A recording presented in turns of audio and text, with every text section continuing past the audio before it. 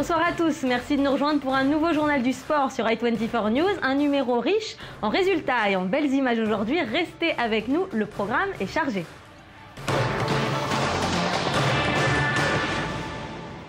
Évidemment, on ouvre cette émission avec la finale homme de l'Open d'Australie et il fallait s'y attendre. Novak Djokovic, le numéro 1 mondial, a remporté son 5e Australian Open en dominant Andy Murray en 4-7 et 3h39 de jeu avec un score de 7-6, 6-7, 6-3, 6-0. Un match ardu qui permet aux Serbes de rejoindre le panthéon des joueurs qui ont gagné 8 titres de Grand Chelem, dont Agassi et Jimmy Connors.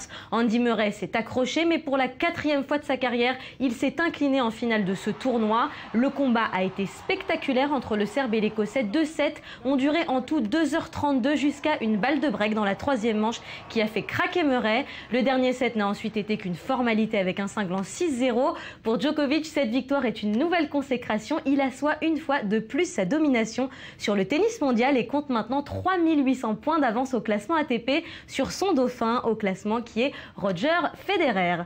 Et puis chez les femmes, au lendemain de sa victoire exceptionnelle samedi, l'américaine Serena Williams, numéro 1 mondial, a dominé Maria Sharapova sans perdre un seul set en 1h51 sur un score de 6-3, 7-6. À 33 ans, c'est la 16e fois qu'elle bat la Russe alors qu'elle a été malade toute la semaine. Elle a donc remporté son 19e tournoi du Grand Chelem et n'est plus qu'à 3 titres de la record woman Steffi Graf. Serena Williams vient de dépasser 2 de ses illustres compatriotes restés bloqués à seulement 18 titres de Grand Chelem, Martina Navratilova et Chris Evert.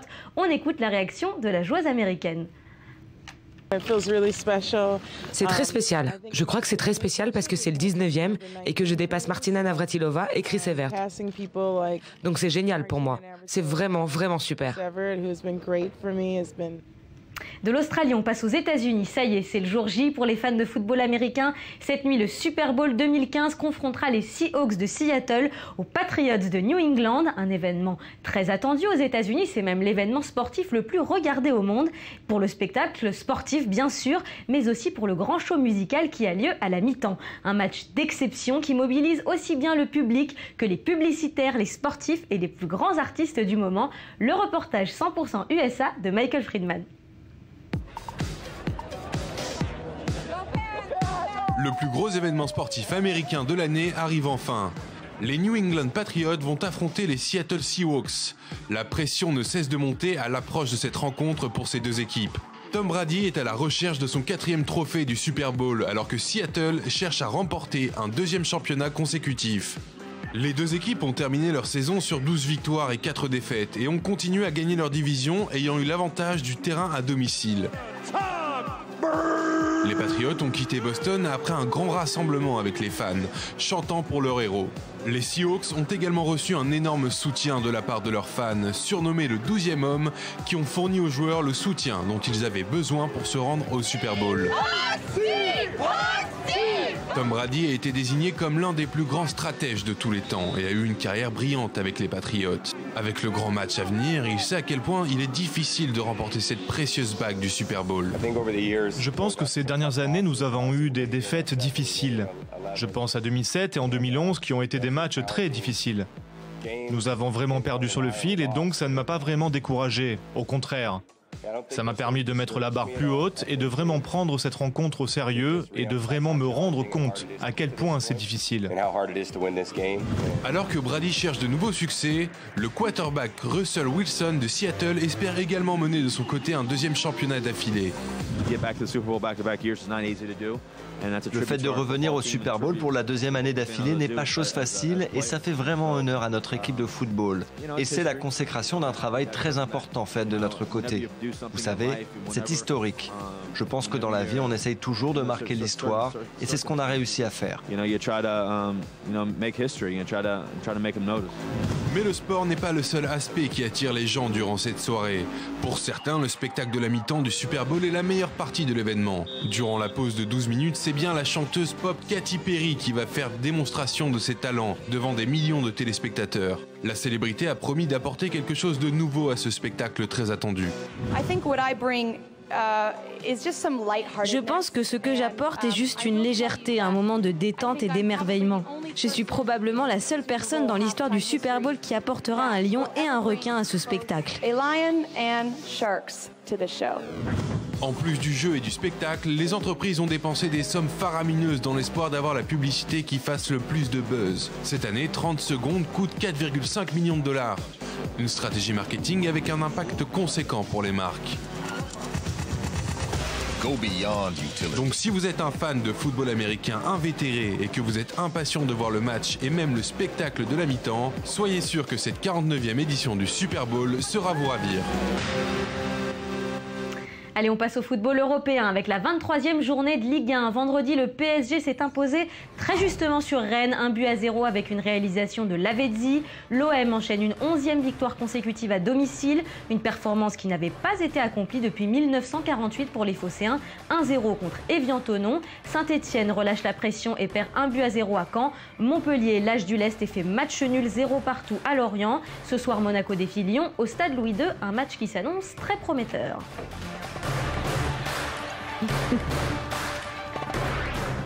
Et puis foot anglais maintenant avec un duel au sommet en Première Ligue et personne n'a réussi à s'imposer entre les deux premiers du classement. Match nul très disputé entre Chelsea et Manchester City. David Silva a répondu à l'ouverture du score de Loïc Rémy. Les Citizens ont dominé la plupart de la rencontre sans pourtant concrétiser, ce qui a le don d'agacer Manuel Pellegrini. Écoutez-le. Je pense que notre équipe a essayé de gagner ce match dès la première minute jusqu'à la fin. Je suis très fier parce que ce n'est pas facile de venir ici, à Stamford Bridge, face au leader de la Première Ligue, avec de très bons joueurs. Mais je pense qu'en première mi-temps, nous nous sommes créés de bonnes occasions pour mériter plus qu'un point. C'est pour ça que je suis mécontent de ce point, mais je suis heureux de la performance de l'équipe. Et en Espagne, 21e journée de Liga, le Real Madrid écrase la Real Sociedad 4-1 avec un doublé de Benzema. L'Atlético Madrid de son côté bat Eibar 3-1 avec une nouvelle réalisation de Griezmann. Le Barça joue ce soir à domicile contre Villarreal. Et puis reprise du championnat en Allemagne. Après une trêve hivernale de près d'un mois, le Bayern de Munich est de retour sur les terrains et on ne peut pas dire que l'atterrissage se soit fait en douceur. Contre Wolfsburg, les Bavarois ont pris l'eau avec d'abord un doublé de Bas Dost.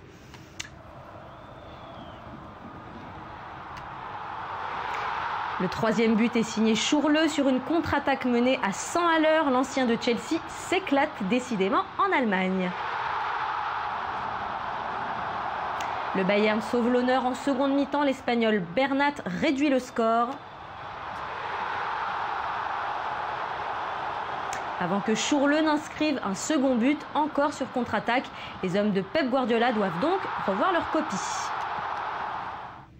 Allez, un mot de football africain avec les quarts de finale de la CAN qui ont débuté hier soir. Regardez la joie des supporters de la Guinée équatoriale. Le pays hôte de la compétition accède aux demi-finales après avoir battu in extremis la Tunisie. Alors qu'ils étaient menés, les Guinéens ont égalisé à la 93e minute avant de s'imposer 2-1 lors des prolongations. Un véritable petit miracle que les supporters ont su apprécier dignement. La nuit a été courte en Guinée équatoriale. Et puis regardez le tableau de ces quarts de finale, mis à part la Guinée équatoriale, la République démocratique du Congo se débarrasse de son voisin du Congo lors d'un match très riche en buts. Résultat final 4-2. Et puis ce soir se jouent les deux derniers quarts de finale entre le Ghana et la Guinée. Enfin, rencontre au sommet entre deux prétendants au titre, une finale avant l'heure entre la Côte d'Ivoire et l'Algérie.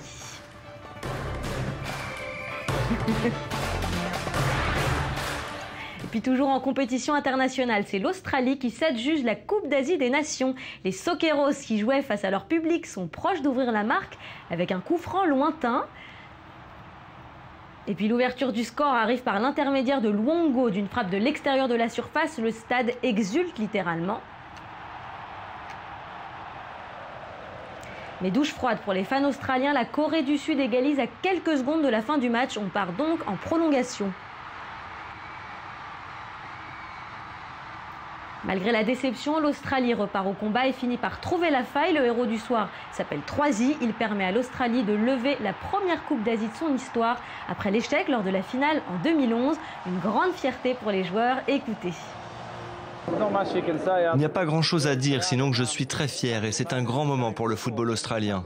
Je suis heureux d'en faire partie et très fier de ce que l'entraîneur, tous les membres du staff et les joueurs ont accompli. C'est sûr, c'est un des moments les plus importants de ma carrière.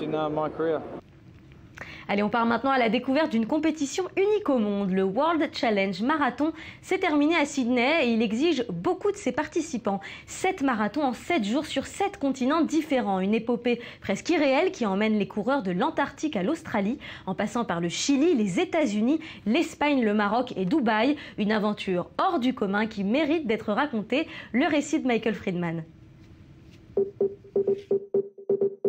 C'est une compétition unique au monde. Le World Challenge Marathon s'est achevé à Sydney. Il s'agit d'une compétition qui propose à ses participants de disputer 7 marathons en 7 jours sur 7 continents différents. Un défi épuisant, l'une des courses les plus dures au monde, mais surtout un saut dans l'inconnu pour les coureurs avant le départ. Aucun d'entre nous n'a fait quelque chose dans ce genre parce que cela n'a jamais été fait auparavant. Cela va être intéressant. Pour le moment, tout le monde est content. Sur les 12 participants, 11 sont des hommes pour une seule femme. Ils ont en tout parcouru 295 km à pied et 38 500 km en avion. Les athlètes ont couru sous des températures extrêmes, la neige en Antarctique et 40 degrés en Australie, avec seulement quelques heures dans l'avion pour se reposer.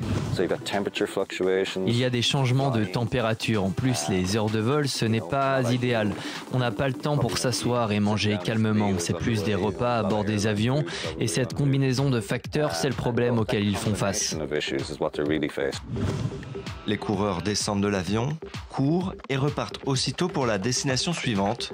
À chaque arrêt, des experts locaux se sont assurés d'organiser le marathon dans les règles de l'art, avec les distances précises.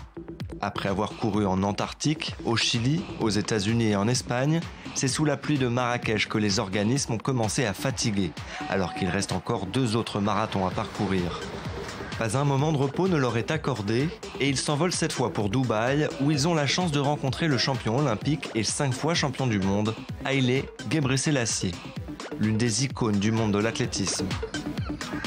Je suis ici à Dubaï, je voudrais souhaiter bonne chance à tous pour ce World Marathon. 7 continents en 7 marathons, continuez comme ça. Une course épique, 295 km et 59 heures dans les airs. Terminer cette compétition est un grand accomplissement pour le vainqueur. Ça a été une aventure incroyable, pas une course, une aventure pour nous tous. Des sourires de satisfaction, mais aussi de soulagement, les coureurs viennent d'achever un exploit qu'ils ne sont pas prêts d'oublier.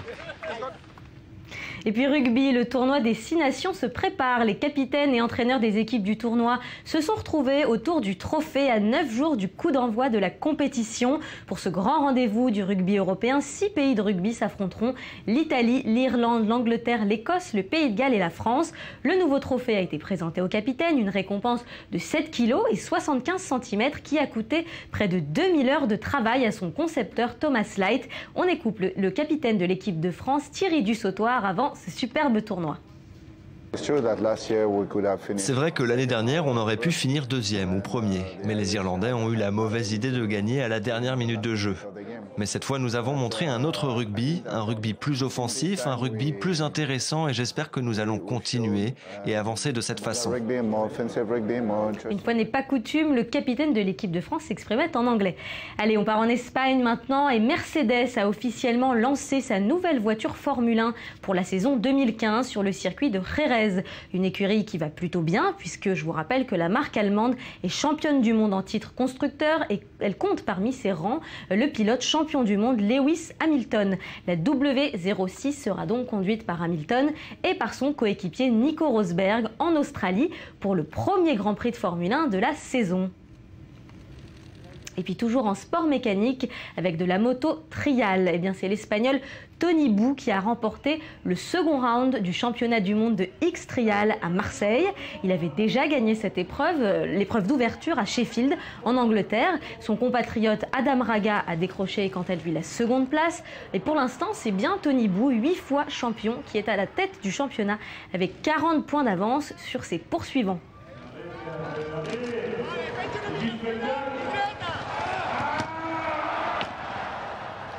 Et bien voilà, c'est déjà la fin de cette émission. Merci à vous de l'avoir suivi. On se retrouve bien évidemment dès demain pour le Journal du Foot avec Valérie Pérez et Emmanuel Petit en duplex depuis Paris. En attendant, vous pouvez nous retrouver sur notre site internet, sur nos pages Facebook et Twitter pour avoir accès à toute l'information. Mais avant de se quitter, je vous laisse avec des Freeriders et ces superbes images qui nous viennent d'Autriche. À demain sur i24 News.